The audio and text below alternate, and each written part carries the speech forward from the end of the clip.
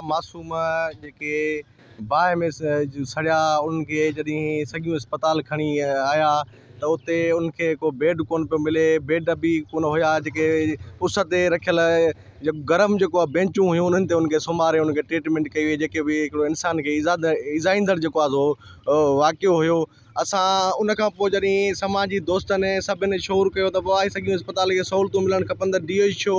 जेको आहे सो ऐं उतां सियासी नुमाइंदनि जा जेके माण्हू आहिनि उहे गॾिजी अची उन्हनि ऐलान कयो त सॼियूं असां अस्पताल खे 3 बेड ऐं एम्बुलेंस जूं ऐं ॿियूं सहूलियतूं ॾियूं था। जॾहिं त असां मालूम कयोसीं त न जेको आहे सो उते एम्बुलेंस आई, न जेको आहे उनखे बेड मिलिया, न ॿी कोई सहूलियतूं मिलियूं। उन खां पोइ ॿियो हिकिड़ो जेको मशहूरी बिरादरी जो मासूम माण्हू छोकिरो ॿुॾी फोत थियो, उनखे बि का सहूलियत न मिली सघी, एम्बुलेंस न मिली, जंहिंजे करे उहो फोत थियो। असां उनजो नोटिस वठंदे जीअं सिंध पोरियत संघ ते जसकम तरफ़ां बुख हड़ताल कैंप क़ाइमु कयो आहे, जेसीं ताईं असांजो हाणे इहो मुतालबो न आहे त जेको आहे हिनखे एम्बुलेंस ॾियो या हिनखे बेड ॾियो। असां चऊं था त सॼियूं जेको आहे लखे माण्हुनि जी जेको आहे हिते आबादी आहे, 3 ज़िलनि सां हिन जो बार्डर जेको आहे लॻे थो। 3 ज़िलनि जा माण्हू हिते लाड़काणे खां, खैरपुर खां ऐं नौशहरे सां हिन जो जेको आहे ॻंढापो आहे, उतां जा माण्हू हिन अस्पताल में अचनि था। असां चऊं था त हिनखे अपग्रेड कयो वञे, हाणे RSC जो जेको आहे हिनखे जेको आहे रुतबो ॾेई हिनखे जेको आहे सुठी बिल्डिंग, 24 घंटा सर्विस ऐं जेको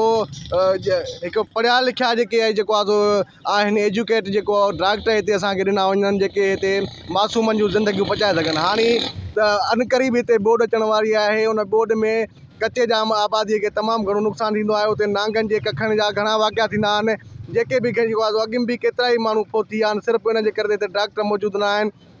एम्बुलेंसूं न आहिनि, जो बर वक़्तु उनखे का बि शइ नथी मिले, जंहिंजे करे हू फोत थी वञनि था। असां उनजो नोटिस वठंदे जेके हितां जा सियासी नुमाइंदा आहिनि ऐं जेके हेल्थ जा जेके कामोरा आहिनि, उन जा कूड़नि वाइदनि ऐं उन जे ॾटनि ऐं आवाम खे बेवकूफ़ करण ख़िलाफ़ु असां बुख हड़ताल कैंप कई आहे। जेसीं ताईं सॼियूं अस्पताल खे अपग्रेड न कयो वेंदो, उनखे बुनियादी सहूलियतूं न ॾिनियूं वेंदियूं ऐं जिन कूड़ा वाइदा करे आवाम खे बेवकूफ़ कयो, उनजे ख़िलाफ़ु जेको आहे अमली क़दम न खयो वेंदो त असां इहे बुख हड़ताल कैंप न ख़तमु कंदासीं। ऐं असां जेके इंसानियत सां जेको आहे प्यार कंदड़ जेके तंज़ीमूं आहिनि, असां उन खां घुर कयूं था त ख़ुदा रा सॻियूं जे माण्हुनि ते तव्हां ॾिसो त हितां जा जेके सियासी नुमाइंदा ऐं जेके हेल्थ